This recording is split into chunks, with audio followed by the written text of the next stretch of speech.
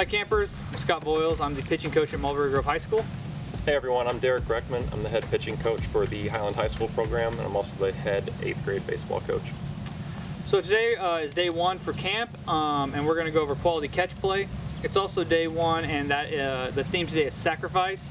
The verse that I was told is John 3:16, and to me, sacrifice is, nothing's more clear than Christ's sacrifice on the cross for us.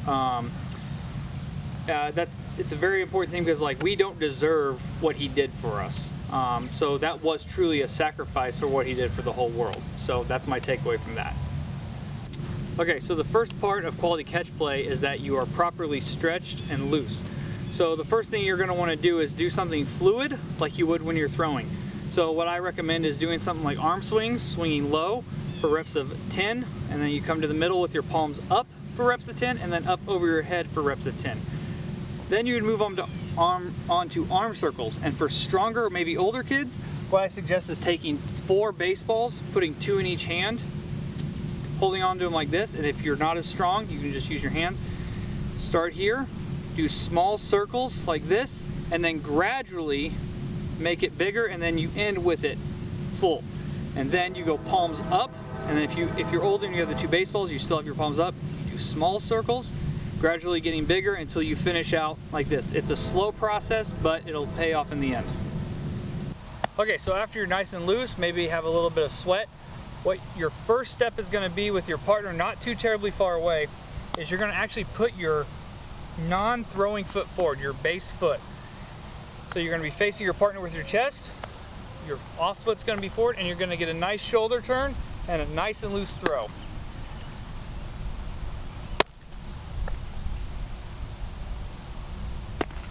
So my suggestion is that after every throw, whoever is going out, after every time they throw the ball, they take a step back. Okay? One small step back like that. Your next throwing sequence, your partner is going to be at like 60 to 70 feet. You're going to face them with your chest.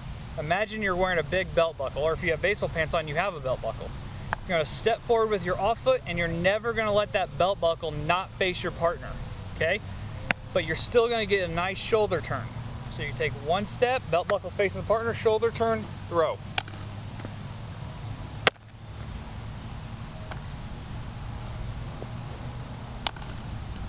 So after you take a step back each time, you're going to do about 10 throws with that style. Once again, taking a step back every single time. Your next one, you're actually going to tip your shoulder to your partner. You're going to bring your glove here like you're set in the pitching position, and you're going to step back and throw.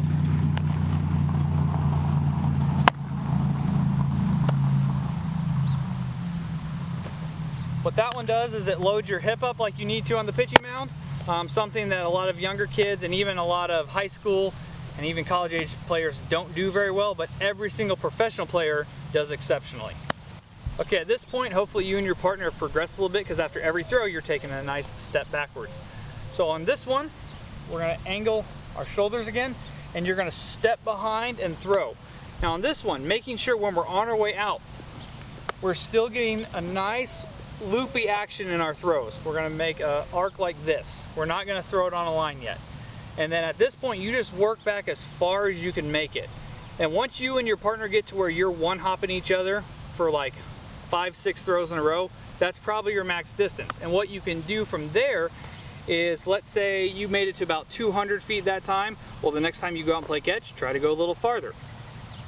So what that's going to look like, angled up with your partner like this, step behind, throw. Okay, once you've reached your max distance, you're going to want to start bringing it in. But the problem is that we need to find a new release point, because then when you go to the pitching mound, you want to be releasing it more down and in front of you instead of up like this. So what you're going to do here is you're going to step behind still, but you're going to throw it more of a downward angle. The key here is if you throw it to your partner, I want you to throw it more at their feet than over their head, because at least if you throw it at their feet or short hopping in front of them, they have a chance to catch it. If you throw it too high, they have no chance of catching it.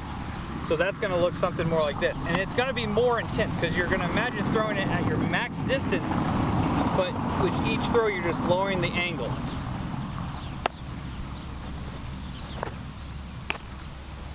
And to finish off catch play, when your partner is probably just like 5 to 10 feet farther than where you pitch from.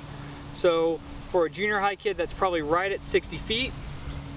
What you're gonna do is you're gonna come set like you would on a mound, you're gonna do your full leg lift, and you're gonna go. You're trying to throw it as hard as you can through your partner. Take that same intensity at 200 feet or whatever you got it into this shorter throw. You're just throwing it more on a line. You, when you receive your partner's throw, and your partner, when they're catching, should have their glove as a target right here offset to their armpit. Okay, so if you're left-handed, it's gonna be here. If you're right-handed, it's gonna be here. That's a good height to try to hit it at on this flat ground, because that way when you get on the slope, that's gonna be coming out at the proper angle. So what that's gonna look like is this.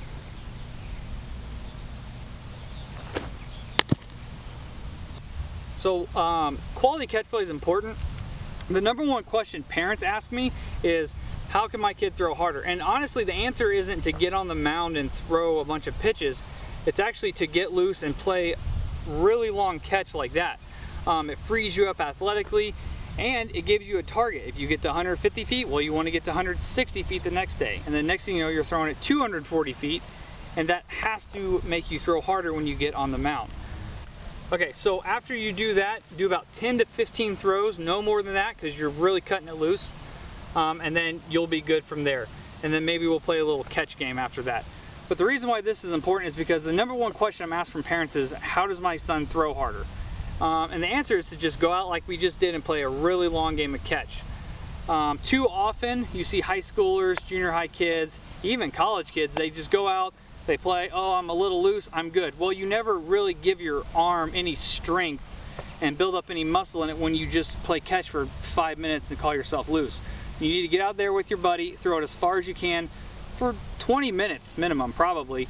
Really build up some arm strength. That way, you can go to the mound, you can throw harder then. So now we're gonna play a game. Let's just use me as an example, but Coach Reckman's gonna be the catch partner, but you're gonna do this as well. And what he's gonna do is he's gonna give me 5 different targets. He's gonna give me one there, lower, right in the middle, and then 2 lower ones. So he gives me a target, I set up the throw, and I try to hit it.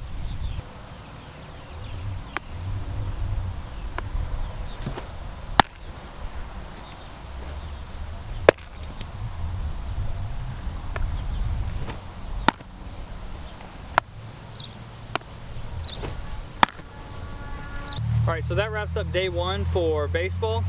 We went over quality stretching, some quality drills when you enter into catch play, what quality catch play looks like, how to finish quality catch play, and then a little game we can play at the end with your friend. Do this 3 to 4 days a week. You're gonna see vast improvements after a few months. And then, like I said, today's day 1, and day 1's theme is 100% sacrifice. And one way that you can give sacrifice is to not be selfish as a teammate. So that's helping put equipment away, helping throw trash away after a game, and just being there for your teammates and not being self-centered around you. And I'm always reminded about that because on a much grander scale, God gave 100% sacrifice when Jesus died on the cross for your sins. So thanks guys, hope you learned something. Love you all, have a great day.